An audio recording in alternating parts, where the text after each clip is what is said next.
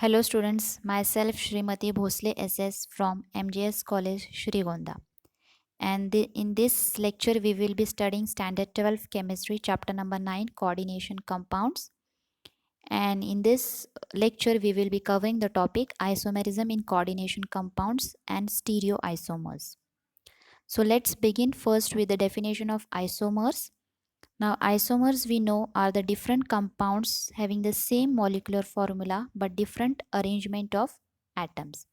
That is, they are compounds, they have same molecular formula but the atoms in them are arranged in a different way, so making them isomers of each other. Now, they differ in their chemical reactivities and also the physical properties like boiling point, color, solubility, melting point, etc. Now let's see the classification of isomers. Isomers can be classified in two types, that is stereoisomers and constitutional or structural isomers. Stereoisomers are further classified in two types, that is geometric isomers or diastereomers and optical isomers or enantiomers. While your constitutional isomers are classified into four types, that is the linkage isomer, coordination isomer, ionization isomer and solvate isomers. So let's begin with stereoisomers. Stereoisomers are the compounds that in which the atoms have same linking but different arrangement of atoms in space. So the isomers which have same atoms attached to it but are differently arranged in space, then they are called as stereoisomers. First type is geometrical isomerism or diastereomers. Now these geometrical isomers, they are non-superimposable mirror images and they are shown by the heteroleptic complex, that is the complexes which are having different ligands attached to it.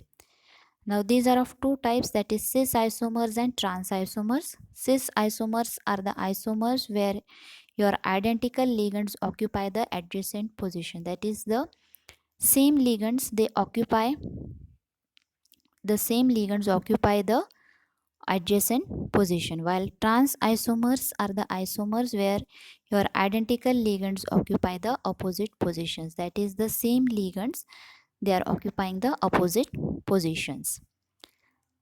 So let's begin with the cis and trans isomers in square planar complexes.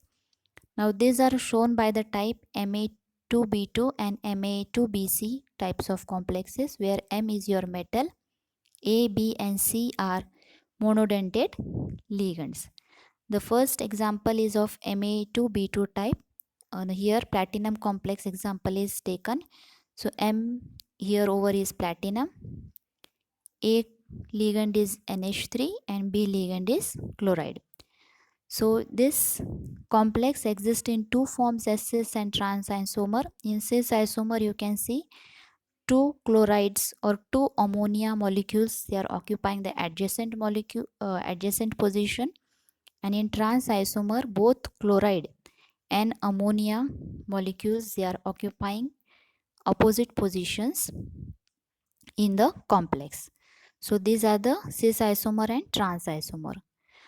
Now let's see what is the difference, what difference is there in between these two isomers.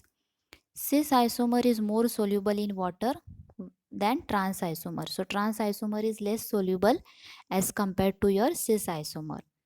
Cis isomer is an anti-cancer drug named as cisplatin, while trans isomer is physiologically inactive. So trans isomer is not having any useful use as a medicine, but cis isomer is having use as a medicine. Cis isomer is polar with non-zero dipole moment, while trans isomer has zero dipole moment.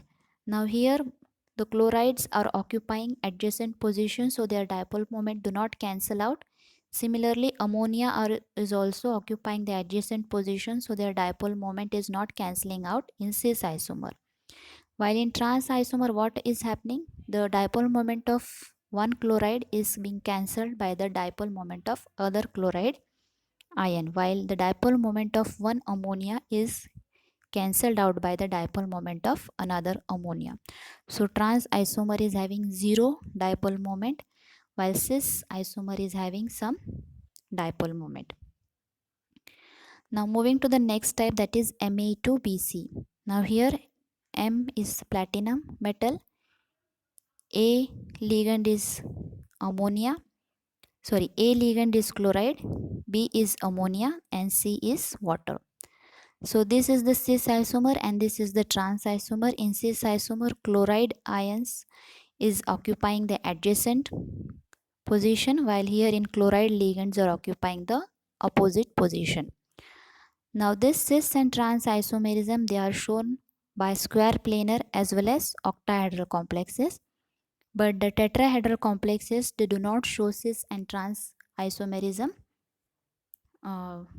although they have 4 ligands attached to it, but tetrahedral complexes do not show cis and trans isomerism. Now let's see cis and trans isomerism in octahedral complexes. Now this is shown by the complex of the type Ma4B2, Ma4BC, MAA2B2, where A, B, C are monodentate ligands while AA is a bidentate ligand. So first type of the example is Ma4BC, where your M is platinum, A ligand is ammonia, B is chloride, and C is bromide ligand. Now here this is the cis isomer and this is the trans isomer. In cis isomers, since all the other 4 ligands are of ammonia, the distinguishing fact, the distinguish up comes from this chloride and bromine. So in cis isomer, your chlorine and bromine, they are occupying the adjacent position, while in trans isomer they are occupying the opposite position. The next type is Ma4B2. Now here again M metal is cobalt, A ligand is ammonia, B ligand is chloride. So here both the chloride are occupying the adjacent position in cis isomer and both the chloride is occupying the opposite positions in the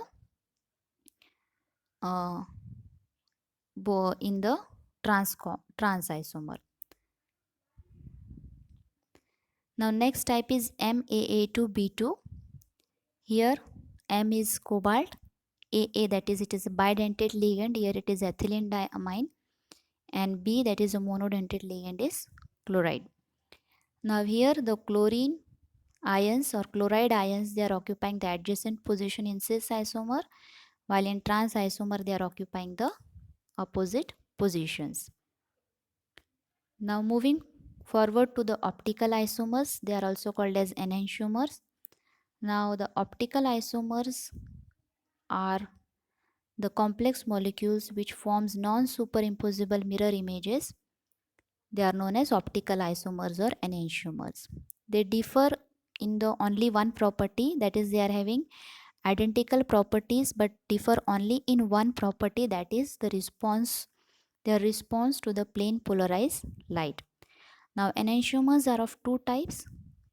The first enantiomer or the enantiomer which rotates the plane polarized light in clockwise direction or towards the right, that it is rotating in the clockwise direction, it is called dextroisomer, or it is also represented by small d or positive sign, plus sign.